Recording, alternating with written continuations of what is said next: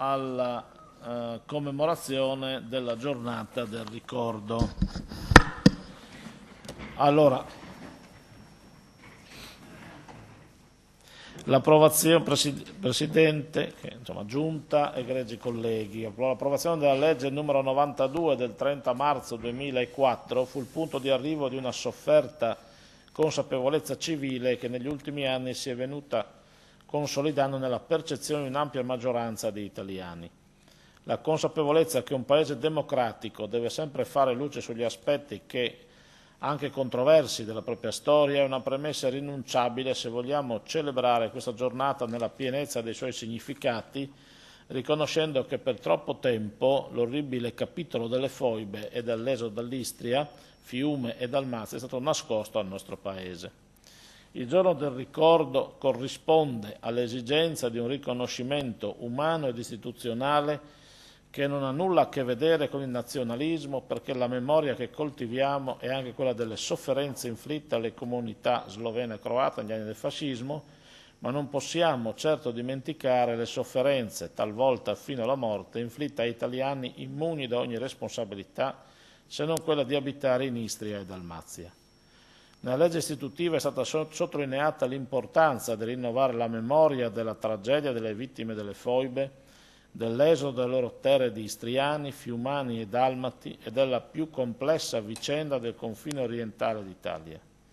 Il giorno del ricordo è un'occasione per convertire la memoria di una immensa tragedia in una riflessione su come gli sviluppi maturati lasciano sperare in un futuro migliore improntato ai valori della pace, della cooperazione, privo di violenze e ingiustizie. Dobbiamo giustamente ricordare ciò che è accaduto e non stancarci di condannare con tutto lo sdegno possibile i crimini efferati e gli orrori della guerra, delle persecuzioni, delle stragi, della pulizia etnica, consapevoli che da allora sono cambiati non solo il confine orientale con i suoi vasti intrecci, i contatti e gli scambi fra popoli e differenti culture, valori e aspirazioni, ma tutta l'Europa, la sua storia e ancor di più le prospettive del mondo intero. Non si tratta di ridurre la portata di una pagina tragica della storia del Novecento, ma di fare una riflessione con la serenità e l'oggettività che sono il vantaggio del tempo trascorso. La sfida dei nostri tempi si gioca sulla nostra capacità di investire nel futuro di noi stessi e dei nostri figli, membri di ciò che è accaduto, ma protesi a realizzare un mondo diverso dove l'odio sia sostituito dal dialogo e dalla voglia di dialogare insieme, nel comune interesse di contribuire a scrivere una nuova pagina di terre e popoli che per secoli hanno collaborato tra loro. Nel 1945, mentre l'Italia provava a rimettersi in piedi dopo la catastrofe della sconfitta,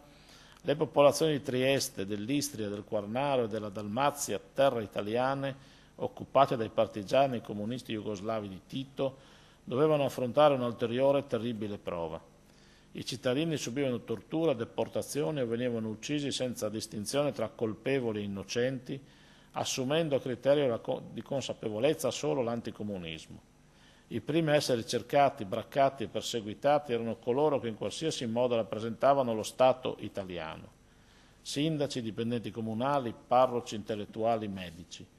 Senza processo o dopo un processo farsa, i prigionieri venivano torturati e poi molto spesso gettati nelle foibe.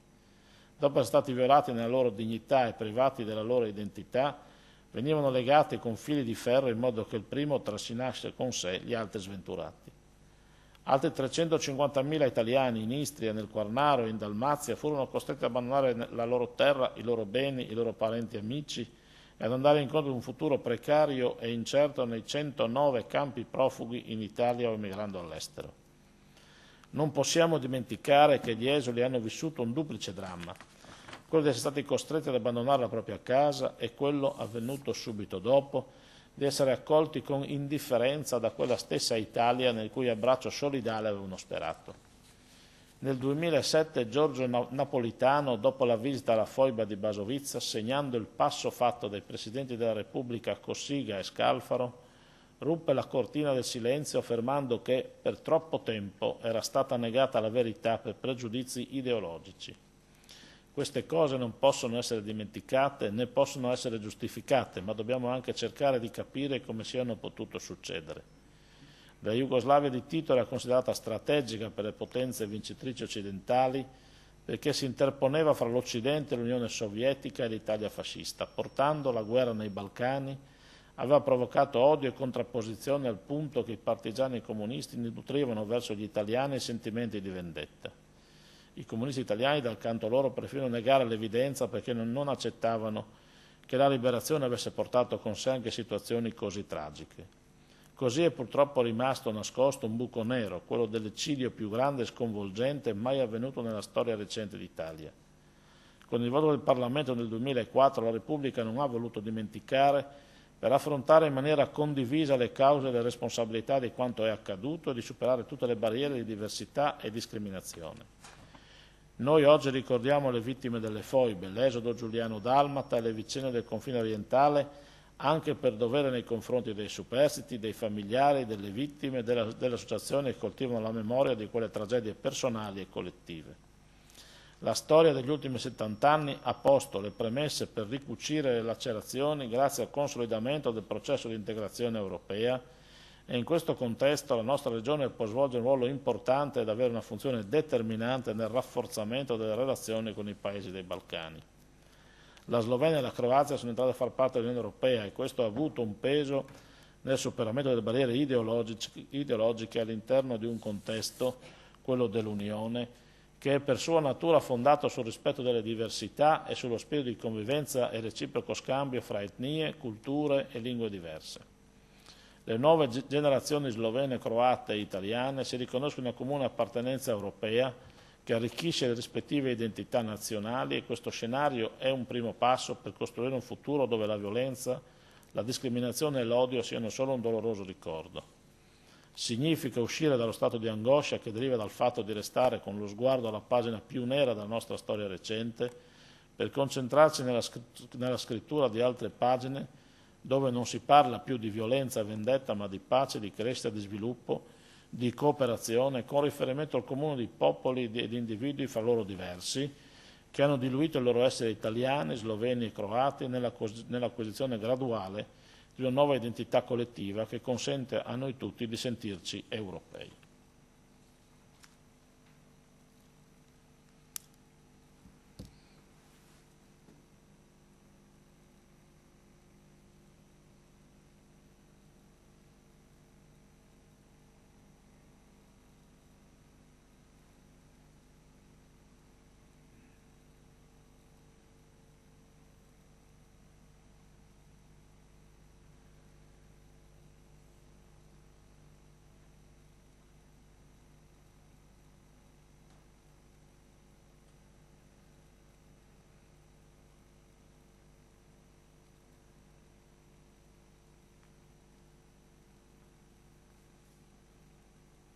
Bene.